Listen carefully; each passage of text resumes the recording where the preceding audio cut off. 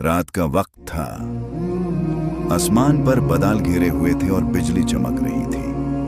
एक छोटी सी बस्ती के कोने में एक पुरानी मस्जिद थी, मस्जिद-ए-नूर। ये मस्जिद अब किसी कदर वीरन थी। सिर्फ चंद बुजुर्ग नमाजियों के सिवा कोई उस तरफ का रुख नहीं करता था। लोग कहते थे कि इस मस्जिद के नीचे कुछ अजीब व गरीब चीजें होती हैं। अली, एक यूनिवर्सिटी का स्टूडेंट, रिसर्च कर रहा था पुरानी इमारतों और उनसे जुड़ी रूहानी कहानियों पर। उसने सुना था कि मस्जिद-ए-नूर के नीचे एक पुराना तहखाना है जहां कभी किसी ने कदम नहीं रखा। कहानी थी कि किसी जमाने में वहां एक जिन का कब्जा था जो हमेशा से अंधेरे में रहता था।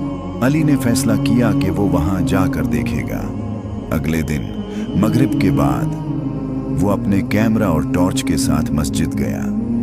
नमाज के बाद उसने इमाम साहब से तहखाने का जिक्र किया। इमाम साहब ने फौरन उसे मना कर दिया। बेटा, वो जगह इंसानों के लिए नहीं है। बहुत पहले एक बंदा गया था लेकिन कभी वापस नहीं आया, इमाम साहब ने कहा। अली ने सिर हिला दिया लेकिन उसका इरादा पक्का था। रात के 12 बज रहे थे जब अली वापस मस्जिद आया। हर तरफ खामोशी थी। उसने मस्जिद का पिछला दरवाजा खोला और नीचे जाने वाली पुरानी सीढ़ियां ढूंढने लगा। कुछ देर बाद उसे एक पुराना वुडन ट्रैप डोर मिला जो जमीन में दबा हुआ था।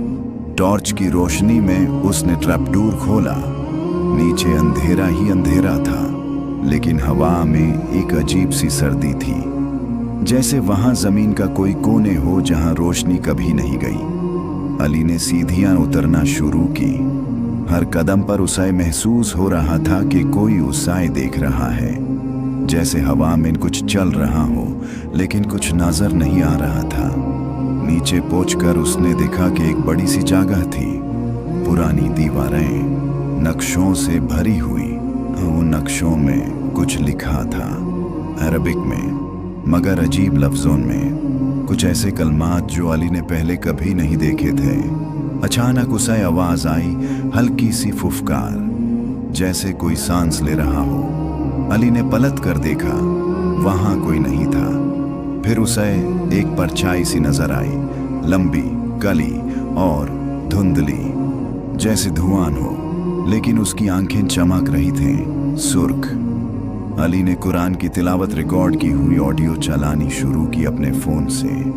जैसे ही सूरह अल-बकरा की आयतें चलनी शुरू हुई, हवा तेज होने लगी, दीवारें लराजने लगीं।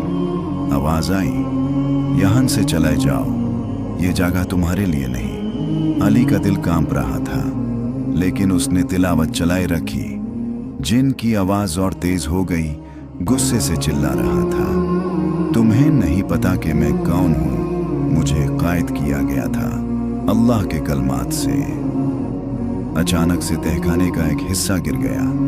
धूल और पत्थर हर तरफ उड़ने लगे लेकिन अली ने जोर से सूरह अल-बकरा की आयतें पढ़नी शुरू कर दी। परछाई चीखी, मैं इस जगह का रखवाला हूँ। मुझे इस मस्जिद के नीचे कैद किया गया था मगर तुमने मुझे जगा दिया। अली ने जोर से कहा, मैं अल्लाह के नाम पर तुम्हें हुक्म देता हूँ कि तुम चले जाओ। और फिर एक रोशनी का झटका हुआ, जैसे बिजली चमकी हो, और जिन की चीख से तहखाना गूंज गया। फिर एकदम खामोशी छा गई। अली बेहोश हो गया। जब होश आया तो वो मस्जिद के अंदर था। इमाम साहब और कुछ लोग उसके पास खड़े थे। तुमने क्या देखा बेटा? इमाम साहब ने पूछा। अली ने सब कुछ बताया। इमाम साहब ने गहरी सांस ली। वो जिन कदीम था, उसे एक बुजुर्ग वाली ने यहाँ बैंड किया था ताकि वो किसी इंसान को नुकसान ना पहुंचाए, लेकिन तुम्हारी वजह से वो आजाद होने के करीब था। अली ने सिर झुका लिया। उसने मस्जिद की सफाई और उस जगह पर दोबारा तिलावत और तवीज़ लगाने का काम शुरू कर दिया। मगर हर रात जब हवा तेज चलती थी, मस्जिद के नीचे से एक हल्की सी चीख जरूर सुनाई देती थी।